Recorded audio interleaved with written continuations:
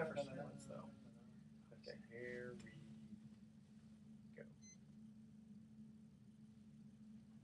Welcome. You're listening to the Best of Investing on News Talk 910. You know our show. It's where we present valuable information about real estate, the financial markets, and other economic business of the day. And for those of you listening for the first time, here's our format. A few guys sitting around a bar talking business with you, the audience, listening in.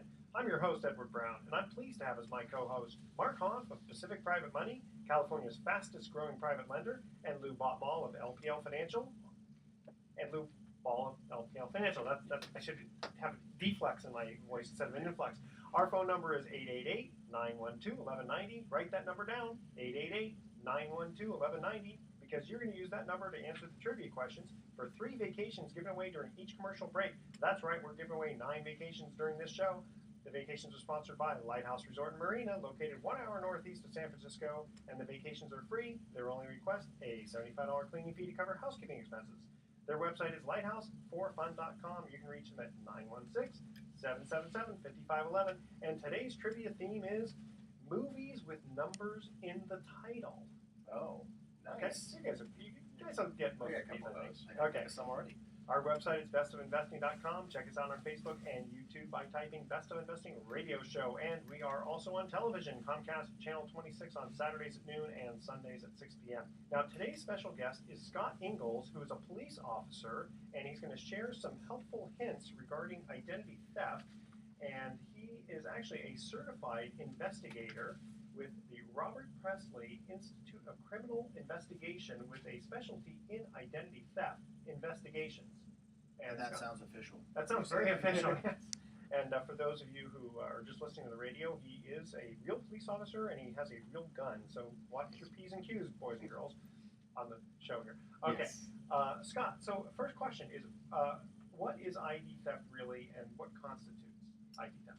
So ID theft can best be described as the use of your personal identifying information, and we can go into what that is, for an unlawful purpose. And what constitutes it is anytime somebody other than yourself uses that personal information for any type of unlawful means, whether it's to benefit from goods or services, to obtain credit in your name, and obviously it's not you that's doing it. So you're working with it not necessarily in the realm of what a lot of people know as identity theft today, which is like on the internet, but stolen checks and there's all kinds of everyday ways that people do that. Is that not true? That's correct. And we, as a patrolman with the San Rafael Police Department, we deal with all kinds of issues. We're typically the first group of people that get called regarding an identity theft issue. And whether we obtain the report ourselves or we process that information and send it on to another agency that's going to be doing something about it, it is what it is. But we typically are the clearinghouse, the first level that people deal with. Yeah, I tried to show up to the Giants game as Pablo Sandoval, but I'm not from Venezuela and I'm not over 250 pounds. I didn't get in. And you can't hit a home run like that 3 times in a row. How do you know? Big assumption there. Big assumption. Listen, I play T-ball in my time. Okay. You had a question, Luke? The question I have is, what is PII? What's personal information? That's So, and I'm How do you exactly. protect yourself? I brought reference material to look at this. But personal identifying information, commonly referred to as your PII, is anything, either a name, a phrase, a passcode, a number that uniquely identifies you in the world, whether that's with an organization, with a banking institution, with your gym. For instance, your gym number, if you belong to a gym, could be considered personal identifying information. And the use of it, that information for any kind of unlawful means, whether it's to, say, accept goods or services from a gym, whether that's to receive credit from a credit card company or a bank, that can be considered your personal identifying information. So everybody knows the big common ones, which are your social security number, your driver's license number, but that Date of birth. Date of birth, correct. But that could also be just your full name in and of itself. That could be your address. That could be, again, like a membership number for, say, the gym or an online retailer. Any of that information qualifies as your personal identity. So when I file my tax return, I say, I'm scared that you're going to use this for ID theft, and don't put in my social security number. I don't think they're going to go for that. It's possible, Yeah. but I could read you off what's here. It also includes unique biometric data, including other unique physical representation, unique electronic data, DNA. stuff like that. Exactly. I mean, you could take that unique biometric, could be anything, correct? We hear about retina scanning, we hear about Oh, yeah. fingerprints, we hear about DNA. Well, you know, I just mentioned about the IRS. There was a time just a couple of years ago when you'd write the check to the Internal Revenue Service, and some people would just shorten it to IRS. Well, some lady at the IRS was taking the I and changing it to an M so that it said MRS and then Mrs. and then she'd fill in her name and she was cashing checks that Clever. were supposed to be to the IRS. So they changed that. They go write it out to the U.S. Treasury. My big question is if someone gets hold of your information and uses it fraudulently, what should we do? I don't. So the first thing you should do is always monitor all of your bank accounts. And the first bit of advice on that would be you always have to know where your money is. You always have to know where your credit cards are. You always have to know what you have. One of the worst things a police officer can hear when they show up and they get this call, hey, what do I do? Is, okay, well, tell me what's missing. And the answer is met with the answer is met with a blank stare. It's everything. You have to know where all of your stuff is. And then you pass that information off to your local agency.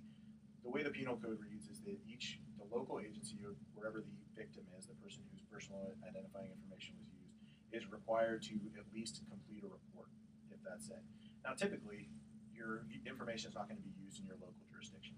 You live here, say, in Santa Fe, but your information is used down in the greater Los Angeles area. Well, mine was stolen some years back, and it happened to be in Kentucky. Yeah, correct. And that's out of state and even out of country is very common. Well, these guys must have been professional too, because they actually apparently the guy went into a Lowe's department store and tried to set it up with a California driver's license with all my information, but a Kentucky address. It's definitely a clue for the Lowe's that was out there. Like, hey, this doesn't look quite right. Yeah, Absolutely. Is this something that's growing in nature, or has it always been kind of like a problem?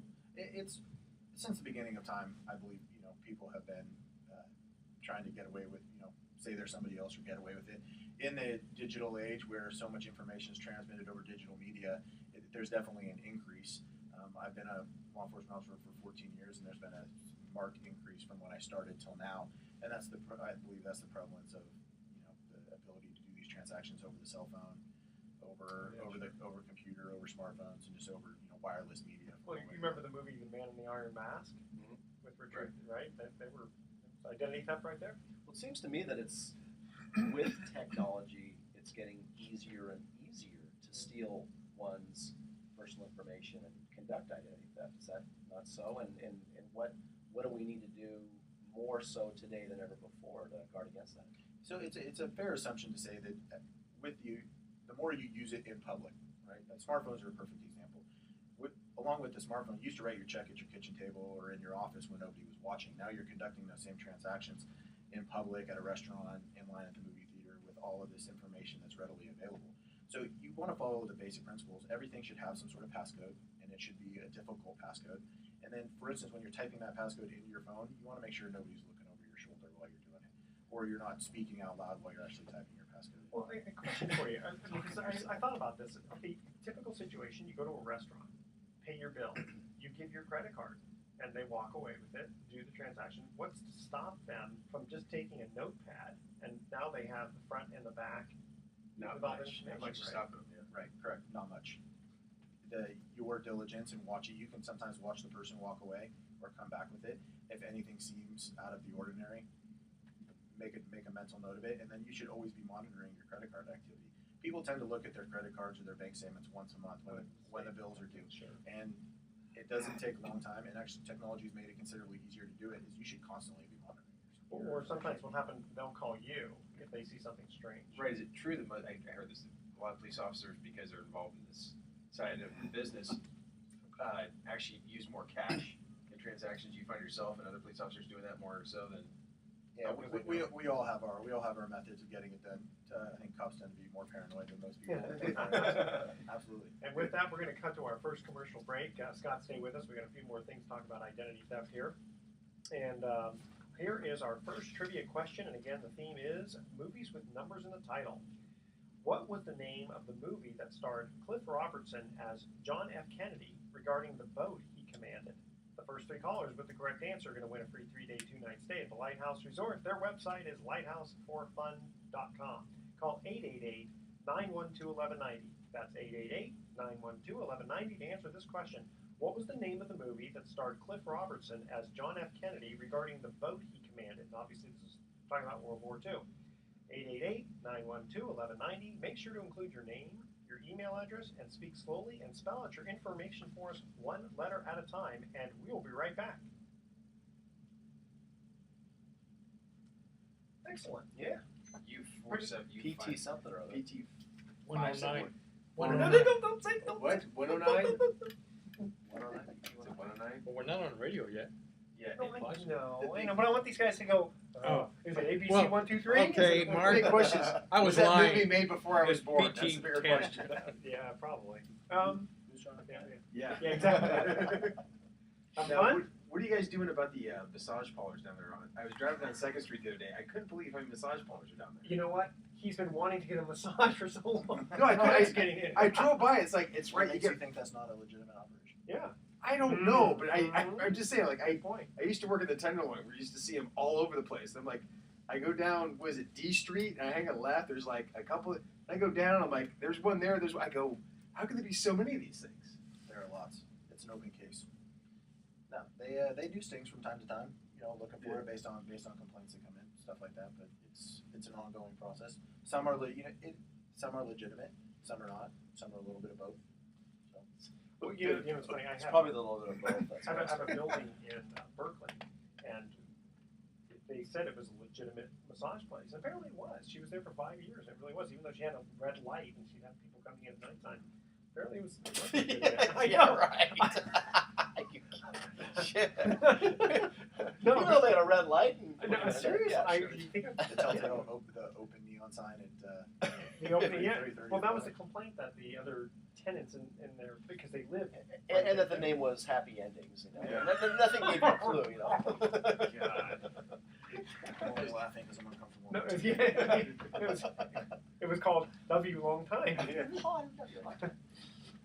fun so far? Nice and Good simple? time, yeah, you get Okay. good times. What, anything else you want us to ask? Well, he's got here, okay. Well, those are just comments. like suggestions. I was going to ask about using debit cards because I have a question. Okay, about okay. that. When I did it, they made me go do an FTC report and Yeah. talk to Yeah. all the credit. You want to talk Yeah. about that? Well, yeah. So I mean, and those questions were just a suggestion. I thought you were just looking for suggestions, but yeah, the FTC.gov is probably the best governmental setup site for information. We should probably talk about that. And then we also, you have Equifax, Experian, and Trend. Right, Yeah, yeah, so so it credit. blocks in your account. Yeah. I had a buddy of mine that bought a car online and they sent him to a dealership out in the valley. And so we sent the information via fax. And 2 days later, man, account at Target, account at Home Depot, all over. I mean, he was so pissed because he doesn't use this stuff that often. Yeah. And he's just buying a car. It's just like, Yeah, and that shows you can have a lot of well, and credit dealerships stuff too. dealerships are legendary for so some For guys hiring grab that, very yeah. upstanding people. Okay. It's all about the margins. Is that online? We're not in here. Did I say that on the air? I think we can. It's broad based and not specific. You didn't name somebody. Women don't like to be called frauds. Or I know, it's gals. like my son is studying in New Zealand. He's studying abroad. I said, Christian, women don't like to be talked to that way. Okay, right? Yes. Did you write down the number? Make sure we're okay. Did you write down the number? Of the time, yeah. Okay, good. Yeah. Okay, and away we go. Welcome back to the Best of Investing. I'm Edward Brown, your host, along with Mark Hahn from Pacific Private Money and Lou Botmal of LPL Financial. When we cut to the first commercial break, we asked this first trivia question. What was the name of the movie that starred Cliff Robertson as John F. Kennedy regarding the boat he commanded? Anyone? PT something. 109. PT 109. The two of you get together, you get the right answer. Very good. And we are in the studio here with Scott Ingels, who is a police officer who is an expert in identity theft. And Mark, you have a question for Yeah, me. I have differing opinions on this, whether I should or should not be using my debit card on transactions, both online and in person. Do you have any opinion about that, or do you have any recommendations that you make to your clients? There's no indication that the use of one type of credit card versus another, a debit being that the money comes directly from your checking account, versus a credit card, which is a revolving account that you reconcile at the end of the month or something along those lines. So there's no indication that there's any one is more susceptible than the other. The biggest issue is that you know where when you used your card and how you used it, say a dollar amount, a retailer. Some advice we do give is typically people carry more than one card or have more than one sort of access account, and use one for online retailing, use the other for in-store purchases. That way you're splitting or minimizing your risk across different cards in different locations is a suggestion that can be given. For instance, I use one card specifically for online purchases. I use another in the store. Well, I would think that you'd That's actually be smart. more susceptible because just the more cards that you have, that no. It is possible because you're putting more of your information out there. However, you're not revealing that information to any one point of compromise. And at the break, we were talking about how that credit information is obtained. It's often referred to as a point of compromise, and whether that's at the point of sale, say at the cash register.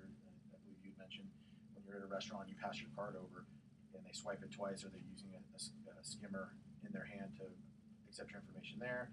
Is this a point of compromise where the bank actually suffered a hack at their internal server, or is this literally somebody's using a pen to write down the information on a piece of paper? Well, yeah, because Barnes and Noble just had an issue with tampered keypads or something, people stealing their pins. Absolutely, and those stories go around. Yeah, I had not specifically heard about Barnes and Noble, but the point of sale compromise, or hearing that say a given national retailer, even an international retailer, suffered some sort of breach at the server level is very common now. Okay, and besides the typical Nigerian email, what other kind of scams? Which I'm still waiting for my millions, by the way. You won the lottery. Here's $5,000. Return $2,500 of it. Correct? Something Yeah. along those lines. Yeah. So there are two main ones that we deal with just very commonly that just never seem to go away. And one is the lottery scam, where you'll get a letter in the mail saying that you won $5,000. Please send us your personal information. And people do. They will send out their name or their address, and a couple days later they'll get a letter and a check in the mail. And it says, hey, it's $5,000, but you only won $2,500. Please deposit the whole thing and then send me a check for $2,500 or some given amount. And people will return it. And then by the time that their check does not clear, bounces, right, you're $2,500. So again, listen, I'll wait 6 months to make Right. sure it clears, and then I'll send it. The thing is, with the internet and Google, I'm wondering why they have to get personal information that way. It seems like it's so easy to just Google and get information. They can get information that way, but it's typically it's faster to go directly to the source, correct? And that which brings up the second way that information commonly gets out there. It's known as phishing. Your bank is not going to call you and start asking for your personal information over the phone or over the internet. You're not going to get it. Your bank is not going to send you an email that says, hey, we need your password, we need your social security number to verify who you are. Okay? Banks don't operate in that method. Legitimate banks don't operate in that method. So if you get an email or you get a phone call asking for information that just doesn't sound right, they're asking for your password, your driver's license, oh, hey, we just want to verify who you are, you can go ahead and hang up on that one. Well, interestingly enough, when I was the victim of identity theft, and I got a call from Lowe's, and the guy had said, is this Edward Brown from California? And I go, yeah. And then he said he wanted to verify some information. And I said, well, I'll tell you what, you tell me what information you have, and then I'll clarify it. Correct. So then he was able to say, well, this is what I think your birth date is and your driver's license number. And well, okay, now I'm listening seriously. What's going on? Exactly. And you would never back up that information. Let's say he throws out a birthday and it happens to be right. A good thing would be, okay, just say Next. okay or continue or next, exactly. Yeah. Or hey, ask the person on the phone, do you have a phone number that I can call you back at? When they provide a phone number, use the internet, use the phone book, use the number on the back of your ATM or your credit card, and verify that the number they gave you actually matches up with something with your bank. Well, I had gotten one of those faxes where it was like for a really cheap price, you get to have all these great vacations. And so here's the funny thing. I just said, I really, honestly, I just got to check this out just for fun. I called the guy. He sounded like he was from some African country, but he spoke English. And then he started asking, or he was telling me all this great stuff. He says, listen, go ahead, check this out. And he gave me the specific website. And when I did, there was all this good, legitimate stuff. And then I basically said, well, I'll get back to you. I went back into the internet and just Googled the company that he said, and then all this scam. Absolutely. Because it's easy to create a web page that looks legitimate, and they can post that up the same way anybody could. But when you go out to the internet and you go to a search engine of your choice and you do it, people will talk about it, or it won't come up, or it won't match, or there'll be something. Well, here's the other thing is, like I got something from Chase, and again with their logo and all that, and it Yeah, looked they're a getting little really funny. clever these days. Yes. The phishing scams. Absolutely. So what I did was I called Chase, Yeah. and they said, no, thank you so much for not giving information. You know, we're the victim of identity theft ourselves. So to speak. And what do we do? I talked to a client one time, went through this, and I guess there's an FTC website or FTC.gov, the Federal Trade Commission, and they're probably the most well-known clearinghouse on information and methods by which to. They have the forms on there, affidavits of forgery, national reporting forms that you can complete. If you Google identity theft, it's typically one of the first ones that comes up. so see your police officer first, then go to FTC or what? I would recommend going to ftc.gov and reading as much information as you can. And same thing about the internet. You should always get your information, if you can, from more than one source. So the FTC is one website. There are tons of identity theft websites out there that you can look at, read the information. You'll start seeing a lot of it, the same stuff over and over again, just to reinforce what's going on. And make sure you do FTC, not FTD, or otherwise flowers will show up. So the other thing is to call various credit reporting agencies. Correct. You can always check your credit. There's three main ones that are used, and that's Equifax, Experian, and TransUnion. Anybody who's applied for a home loan or a car loan has most likely become familiar with this process. You can check your credit history with them. Again, it can be done online. It can be, it can be done over the phone, but they'll be able to tell you if you have any fraudulent accounts open in your name. Yeah, and I think if I'm not mistaken, I think you get one free per year. But if you're the victim of identity theft, you can get more. Correct, and it's one free per year per bureau. So if you were to spread that out, say, 3 1/3 months, Yeah. you could theoretically check your credit history with each one every 3 months without, and that's affecting your credit score.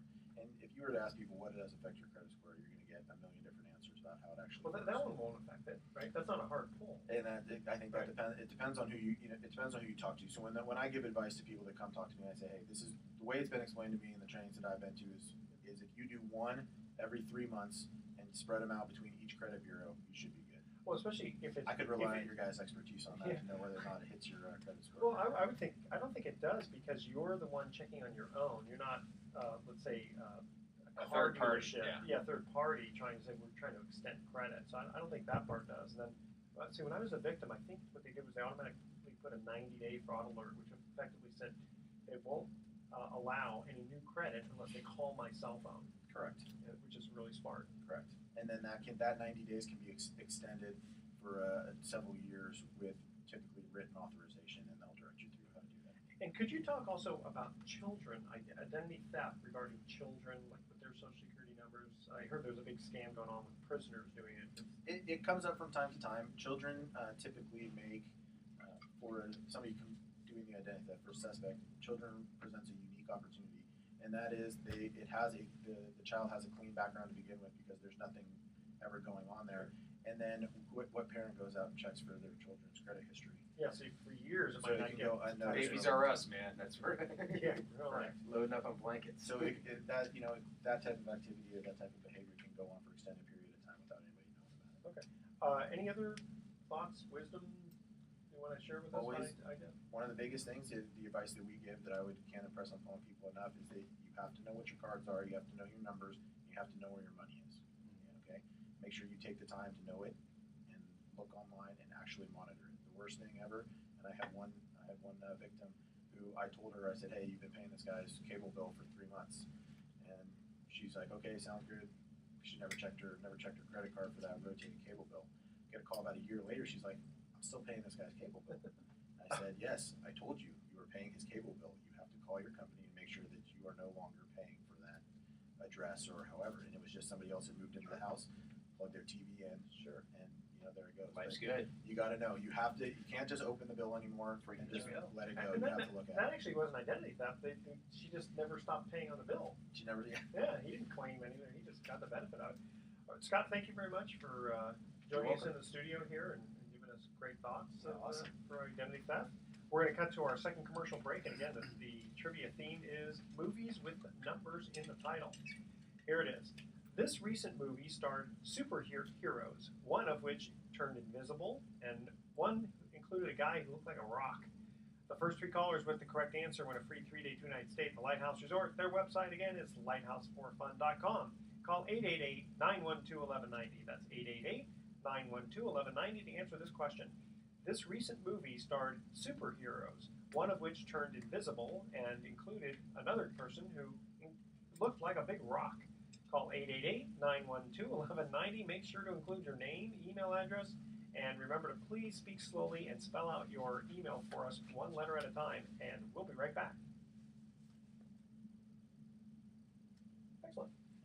When do I get to call that number? Magnificent Start tomorrow? Starting right now. Yeah, Fantastic Four. Fantastic Four. Yep. Sorry, How'd you- Jessica how'd you- Alba, my Jessica favorite. Alba, yeah. How could you not? Yeah. He's an expert over She there. was hot in that one. He doesn't know about the president, but he knows about Exactly. That's the problem. All right. That's the problem with the education in America. Hopefully that was okay for you guys. Yeah. What was the All last right. time we see you, huh? Yeah, there you go. Better than we did. I don't know. Yeah. Tell Tom I said hi. I will definitely. How do you know? How do you know Tom? He almost arrested me when. Nice.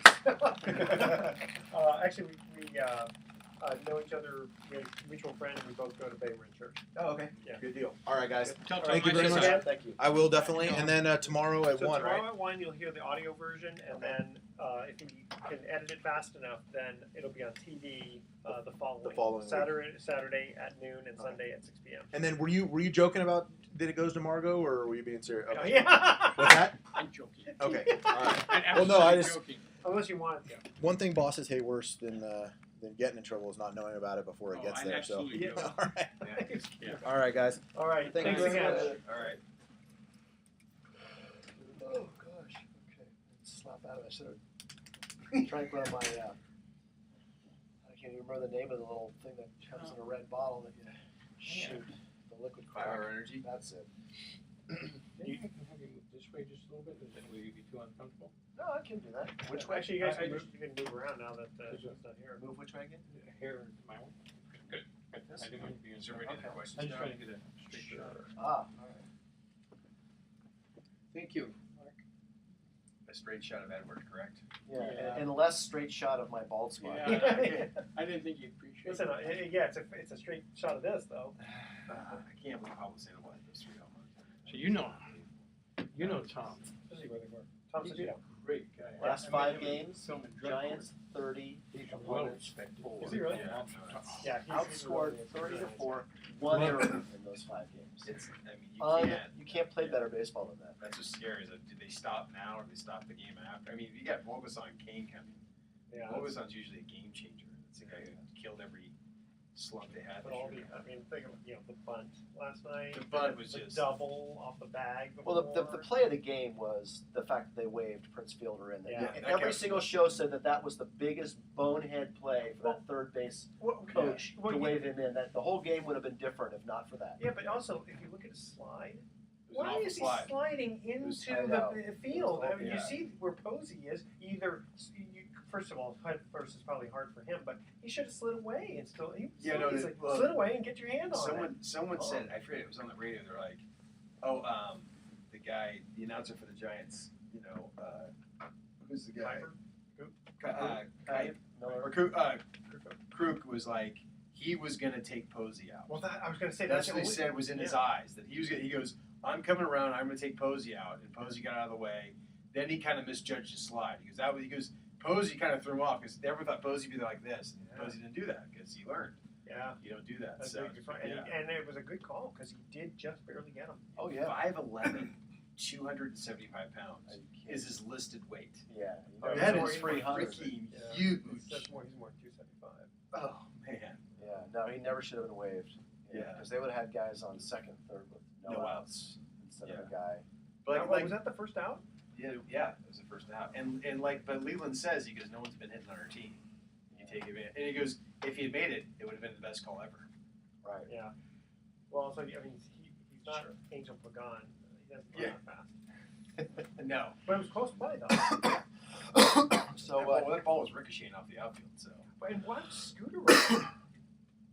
I guess because he's playing second base. Kuiper said he has if to you look- back up he has to back up so that the cutoff the guy. call was when Fielder was running, the third baseman has to stay on third base. Sure. Once he gets past Yeah, second, but what about the shortstop? the shortstop gets the relay. The second baseman backs up the infield.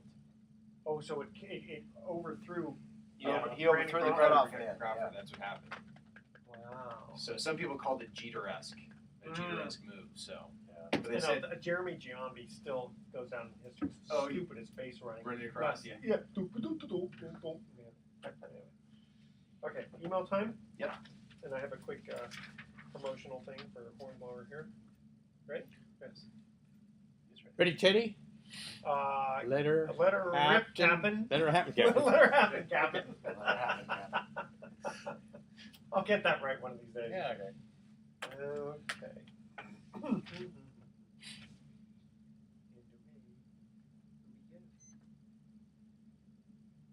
Welcome back to the Best of Investing. I'm Edward Brown, your host, along with my famous co-hosts, Mark Hunt of Pacific Private Money and Lou Botmal of LPL Financial. When we cut to the second commercial break, we asked this trivia question. Name the recent movie which starred superheroes, one of which turned invisible and included one who looked like a big rock. And Mark, you know the answer. Oh, Lou thought it was the Magnificent Seven. That's before your time, too. Fantastic Four. Fantastic Four. Which is really only Fantastic One, which was Jessica Alba. Oh, Jessica Alba. Oh, she looked beautiful in that movie, yes. Okay, we're going to cut right into email time here. And Mark, we received an email that asked, if I get on your mailing list, how long until you call me with a deal? And I remember that a couple weeks ago we were talking about people getting on your mailing list for investments for trustees. So why don't you get into that? Right, so that investor, or that question, came from someone who listened to me speak previously about our company, Pacific Private Money, and the fact that we serve two clients. One is we make real estate loans to real estate investors because the banks have largely left that market. And those loans are funded by private individuals. These are just regular individuals who live in the Bay Area that oftentimes they invest in these loans that we make through their IRA or their other savings. Self-directed IRA money is a common source for funds for privately funded real estate loans.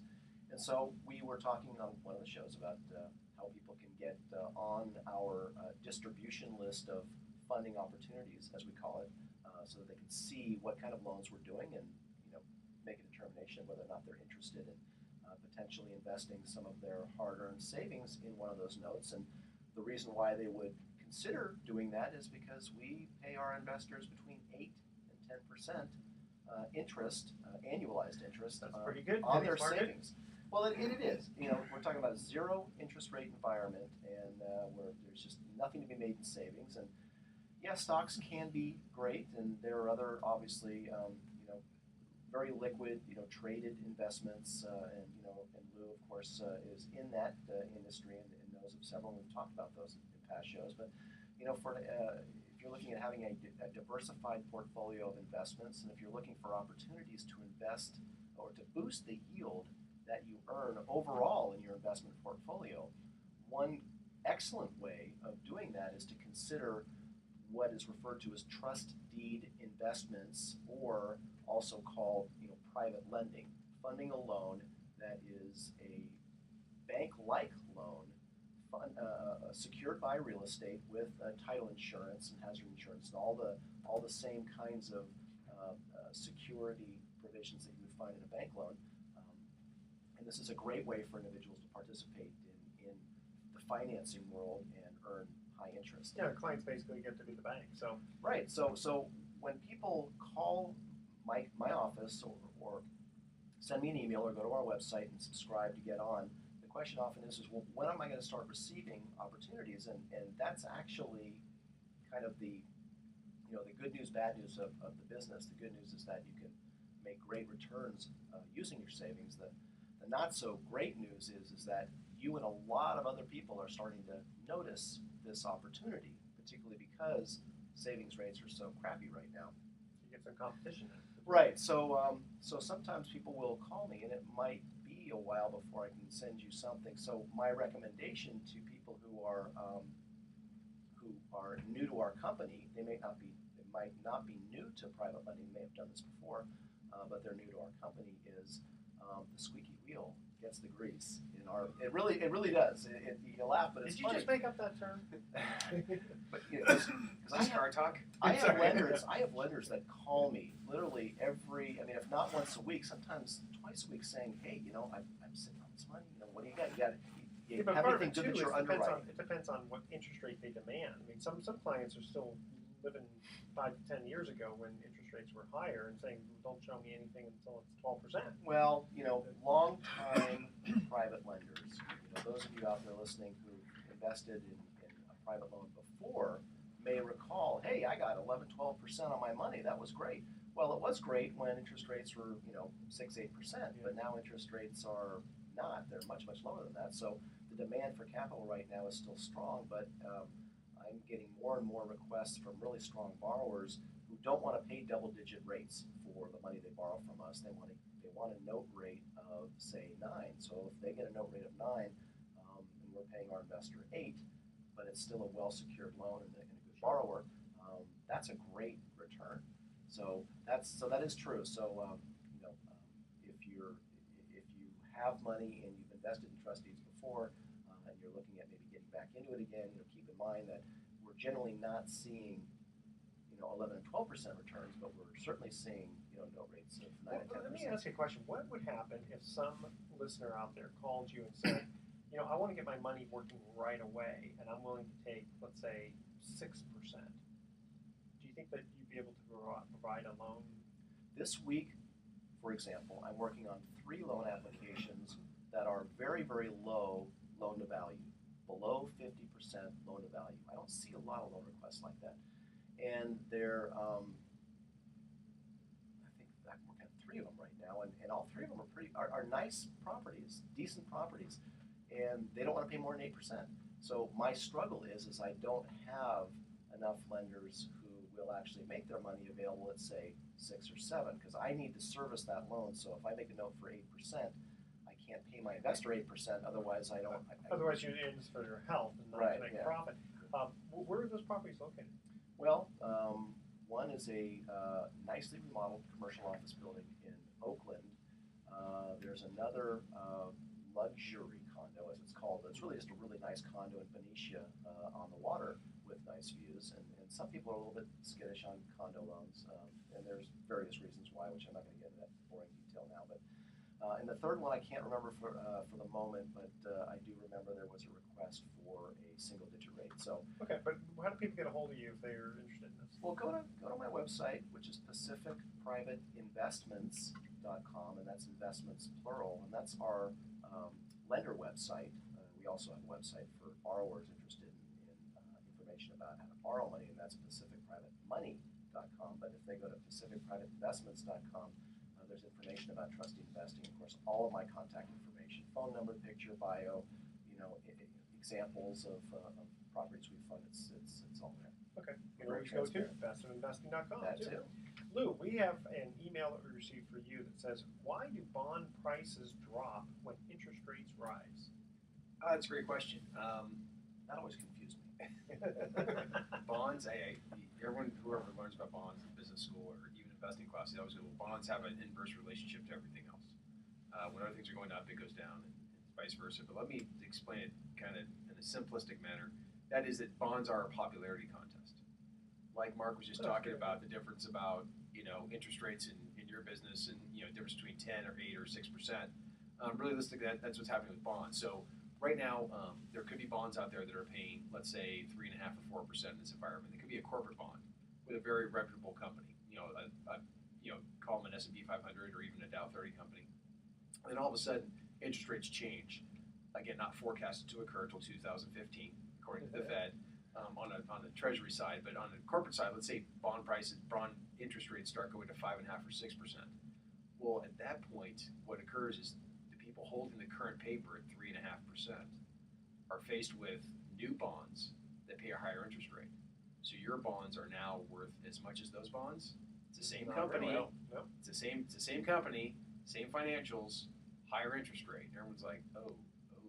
Yeah, because the interest rate doesn't change on the bond that those people Right, purchase. you already own it. It's a fixed investment. That's the problem. So people don't understand when they get into bond investing. One of the big things I talk about is liquidity. If you own current bonds, maybe you can't trade them. I tried trading a bond yesterday.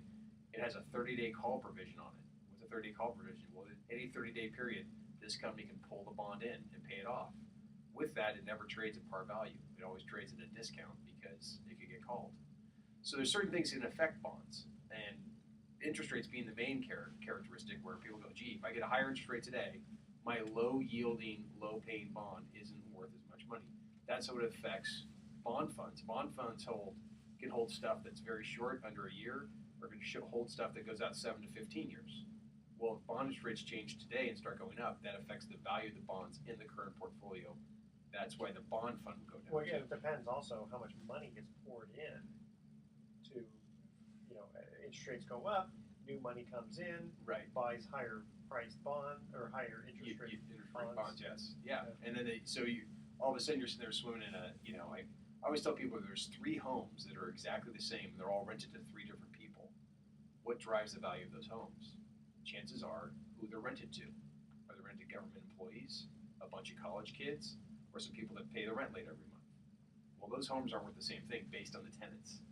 That's kind an of interesting analogy. that's You kind made of that one up?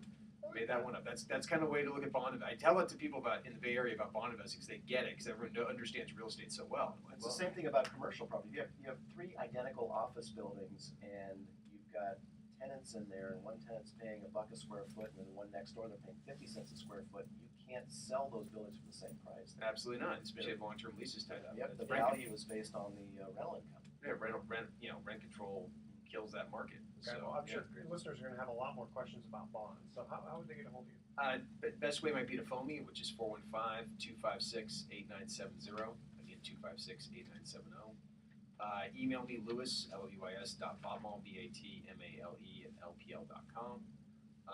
There's a website out there under LPL.com as well. You can look up my record and everything on there. So I'd love to talk to people, just general questions. I don't charge anything to talk. And just, people call all the time or email with different questions. Pick your brain. Right. Okay. Before we cut to the third and final commercial break, we have a quick little spot. Next week, we are going to have another trivia contest, special one. Special one where the winner is going to receive a couple of tickets on the Hornblower Yachts. So here's their little 15-second whirl. Imagine yourself aboard a luxury yacht with your closest friends and family. Indulge in deliciously prepared food, which, by the way, is awesome. I've eaten there before. It's fantastic. And scenic San Francisco Bay views. Hornblower Cruises and Events offers 3 types of dining cruises: a free-flowing champagne brunch cruise, fun and lively supper club cruise, easy for me to say, and an elegant 4-course dinner cruise. Fun for all ages, and book now at hornblower.com. So if you've never been on the Hornblower, check them out. Hornblower.com. They go underneath the Golden Gate Bridge usually, and it's awesome. It's awesome. And here is our third and final commercial break trivia question. Name this movie where a 9-year-old boy says, "I see dead people." That's not how he says it, though. The first 3 callers with the correct answer win a free 3-day, 2-night stay at the Lighthouse Resort. Their website is lighthouse4fun.com, which, by the way, I think he whispers it, doesn't he? He does, yeah. That's it. Call 888-912-1190. That's 888-912-1190 to answer this question. Name this movie where a 9-year-old boy says, "I see dead people." Did you hear that, people? Okay, make sure to include your name, your email, address, and remember to please speak slowly and spell out your email for us 1 letter at a time. And we'll be right back. I thought you were gonna do 7, man. I know. I was Seven like, would be scary. That's the 7 nastiest be movie. That's one with Brad Pitt. Yeah, Morgan Freeman's like oh the my God. 7 sins, the 7 Yes, sins. Yeah, and they go and yeah. driving out. I'm there. like, that would was be creepy. great. You just gotta say Brad Pitt, and we'd be like, oh. I don't know. I'm not even sure why they made that movie. I know. I watched it. It was so disturbing. I've never It watched was. it again. Yeah. It was pretty gnarly. Just thinking about it, just Yeah, there was that one specific scene that made it really gnarly. the one towards the end with Where they drive out. girlfriend's head in the box. Something, yeah. Very, very bad movie. I went and saw Inglourious Bastards, and I went out to go Was that back. good? It That's was pretty nasty too. But it's pretty nasty. I mean, it's Quentin Tarantino, so something's gonna get. No. And I usually close my eyes. It was entertaining. Yeah. So 7 was just Disturbing. Yeah, it's disturbing disturbs, doesn't from stop. start to finish. Yeah. Whereas at least Inglourious Bastards was There was some entertaining. humor to it and some other stuff. It was Plus, kind of like, what's really cool about it, it's a what if. It's like, Yeah. what if history turned out a little bit different and this happened? You know, That's what's really actually, cool about I it. never saw the movie, so I know it has to do with World War II and Nazis. Yeah. That's Well, all I know. basically, these guys are Nazi hunters, and they kind of parallel a few different things. One guy's just the most evil Nazi known to mankind. The blonde-haired guy. That guy was just awful. They talk about going through France and Killing Nazis. yeah, and in the end, they come up with this plan basically to put everyone in a movie theater, including Hitler, and killing all the Nazis at once. Like all the have like a Nazi war movie, have them be in it, and it was funny because Inglourious Basterds were going to kill everybody, and this woman this Nazi guy, pampered or actually destroyed her whole family. She was going to burn. Like everyone's going to kill these people, and they it's like the plot to get it pulled off. So and he skins. It's worth seeing. Brad Pitt skins all the Nazis. If he finds a Nazi, he skins them. He skins their heads. That's their big thing. So it's kind of wild, but yeah. That's so scary. Yeah. Well, I was in the theater, and this guy walks out and goes, "I want my money back." And the movie theater guy's like, "What?" And he's like, "Well, it's disgusting and disturbing." He goes, "It's a Quentin Tarantino movie. What do you expect? Right. It's not butterflies and birds flying around. This isn't a Disney cartoon." The guy was like 60 years old. He's like, "Hey, here's your money back. Yeah. It's like, here you go, I get it." So, but yeah. What'd you bring today? Do you want me to do any of this talking or no? Yeah, what do you got? I got. What do you got? We can do debt ceiling. I said fundamentals of why you invest just to get the tax deduction. And then this might be interesting. Let me give it to you real quick. Snapshot. April 2011, the S&P index rose to near high around 1363. Now this week on Tuesday, the market was down and hit a level around 1419. So that's almost 18 months apart and 56 points of return. And I love my statistics teacher because it's another way of saying it. We have only 4.2% rate of return between those 2 points in 18 months. Wow. People don't get. But they don't. Can I go into the restroom real fast? Yeah, it's fine. So I don't know if you want to do something like that or Don't put this on the. why you invest in it. Why? We'll get you the tax deduction. Why? I don't get it. Who's drinking all the drink? That's drinking Hey, the drink, the yellow drink. I didn't bring mine. I was like almost lost it during my monologue there. Started to. Listen, I mean, those DJs in the morning, they must just select coffee. Oh my God, yeah. Drink the whole time. Yeah, I clipped an article about home construction. There's some Kind of boring. good stuff coming out. Yeah. And then I had stuff like about next week. There's a bunch of indexes reporting. The biggest earnings day this week, I think, was Wednesday or Thursday? Apple came out. What was that, Wednesday or Thursday when Apple's report? Yeah, and they basically are attributing to cost of goods sold. I think it was Thursday. Were they down? They're down. Yeah, they're going down right now. They're down almost $70 in the month. So yeah, it's 10% rate of return. They're flying high around 70%. Yeah. That's why I have a guy who works a lot. A buddy of mine who works a lot of Apple executives, and he goes, "Now they get it. Now they're starting to sell their stock. Like before, they're like, don't touch it. And I'm like, I better sell some. This could fall apart. This could get harder. So hard to ride that wave." Yeah. I had to read this article several times because sometimes these things aren't very well written, depending on who writes them. No. And there's a thing in here that says home starts increased 15% from August. So Right. August to September, so month over month, 15% increase. Well, that's huge, but of course it's seasonally adjusted, which I don't really know, how that affected it. And then it goes on to say the rate of new construction has surged more than 38% in the last 12 months. Well, that sounds like it's screaming.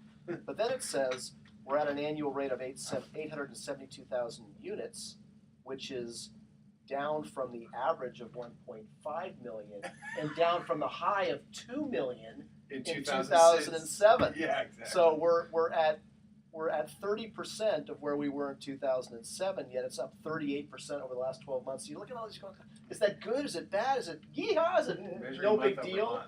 It was like whoopee, small violins. I don't know. It's just No, crazy. that's the scary thing about stats is you can pull it apart. But if you want me to do some stuff, I can. If not, I can help. Yeah, well, You want me to turn off at the 4.2%? yeah. Make everyone nuts. Yeah. Hey, you think you're making money? Well, let me tell you. Okay, well, we got 7.5 minutes to go. Yeah, let's Kind of short one. we'll So cut in, start we'll doing jump a little in, of that and then we'll jump berate him when he says something Yeah. silly. Okay, ready? No. Nope. Oh, yeah? Okay, this one. Thank you. I can always use two claps. Poor guy has heard his ears. Okay, here we go. Welcome back to the Best of Investing. I'm Edward Brown, your host, along with Mark Hanf of Pacific Private Money and Lou Bothall of LPL Financial. When we cut to the third final trivia question commercial break, this was the question. Name this movie where a 9-year-old boy says, "I see dead people." What's the name of that movie? The Sixth Sense. The Sixth Sense. Very good. We were waiting for the answer to be 7. We were talking about that horrible movie. Oh, yeah, exactly. Morgan Freeman. Yeah, Yes. very, very scary. Disturbing movie. Yeah. So, Yes. Oh well. Okay, Lou, speaking of disturbing, we've got some Oh, great. Thanks for that statistics. lead-in. Yeah. Great segues, you like to say on the radio all the time. Wow. And force we go jump out the window. For My disturbing goodness. economic news, we have Lou. Obviously, it's been a pretty rough week. Thanks for bringing that up again. I wanted to go through this example very quickly because it's all in a return, I say, and I did some math of my own. And, people skew statistics all the time. And let's just go over something here real quick. Everyone's thinking about a good year economically, a good year in the S&P 500. Let's trace back a few things. You got to remember in 2011 was actually kind of a rough year. It ended very bad because of that debt ceiling debate that we had, and Congress hit a virtual deadlock. So let's look at a measurement here. In April of 2011, which was a high in 2011, the S&P index rose to a near high around 1363.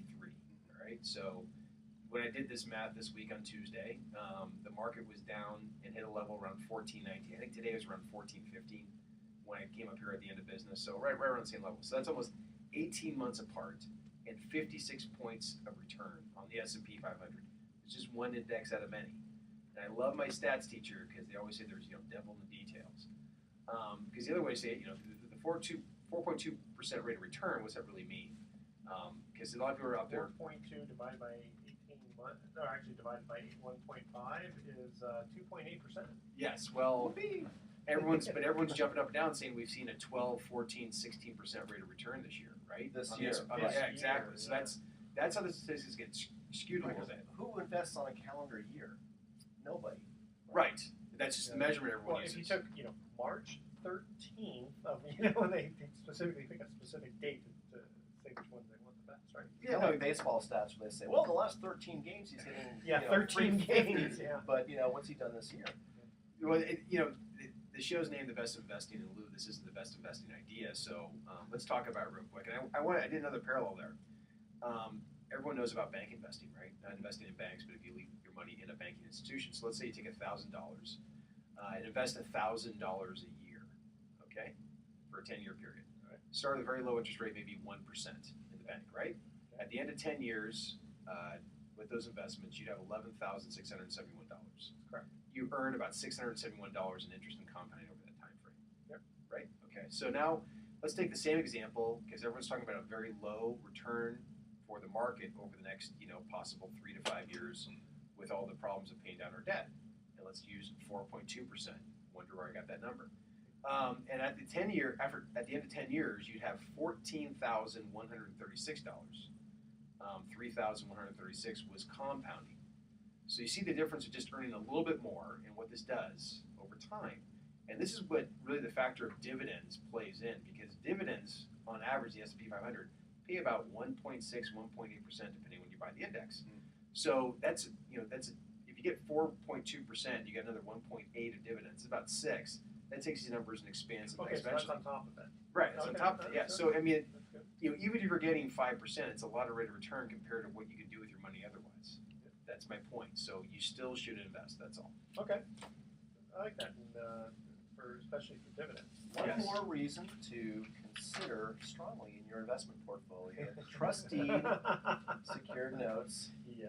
paying, even if they paid 6% as you suggested earlier, but most of ours are paying 8%, sometimes more, and interest only. Again, it's just all joking aside, one of the biggest problems that we're all facing right now is and we're of that age of we're baby boomers and we're looking toward retirement and retiring successfully. Whatever that means is different for everyone, but Depends on your standard In limit. this low interest rate environment that we're witnessing now, and that we're likely to be in for another several more years, and the stock market, which is, as you said, maybe based on future economic outlook, is maybe not going to perform all that great over the next 3 to 5 years. What do people do to boost the yield in their savings? And Everything's based on alternatives. absolutely, If you don't absolutely. invest So- in one thing, invest in something else. Which is why, certainly self-directed retirement accounts, self-directed IRAs are becoming more and more popular as people decide, look, I need to take charge of my retirement savings and look at other alternative investment options, like maybe buying real estate in your IRA or investing in real estate secured notes or other forms, whether it is even gold or whatever it is you believe will help boost the return. Well, the But- first thing that people should do is if their employer has any kind of 401k where they do any kind of matching, that's guaranteed money. I get so upset about that because I had an argument this week with somebody. I stopped funding my 401k. Why? Well, it's not going anywhere. I'm like, you just missed the matching. You missed the deduction. Absolutely. Yeah. $5,000, and you paid the government $2,500 for nothing. Yeah. You have $2,500 in your pocket, which you spent on coffee this year, and by and large, you don't have any more money in your savings account. My whole thing is just the fact that if you have a kind of plan where the employer does some matching, where let's say you put in 6%, they put in 3%, that's a 50% return on your money, even if you invested at 0%. Right. People just forget that. It's the simplest tool around. And you like your real estate statistics. What was the one that you just had from the article? Well, it's. I brought in an article about home construction. It's actually, we talk a lot about real estate and the real estate market on the show, and we've had a tight real estate market, meaning there's not a lot of inventory out there. So what happens? Well, that gets the home builders excited, and so the stats came out for the previous month, September, and apparently we have had a surge of new construction. It's up 38% year over year, so that's pretty significant. Now, before I get too excited, we're still at a fraction of the rate of homes we were building in 2007, but hey, it's going in the right direction. There you go. All right, thoughts for the day here. 96% of the U.S. population lives within 20 miles of a Walmart. Pretty amazing. And believe it or not, there's a city in Alaska named Unalaska. Now, if they hate Alaska that much, why don't they just move? Don't name the city Unalaska. Tune in next week to the Best of Investing. We're going to be giving away 9 more free vacations for answering trivia questions. Thanks for listening. On behalf of our team, I'm Edward Brown. We're wishing you the best of investing. So long.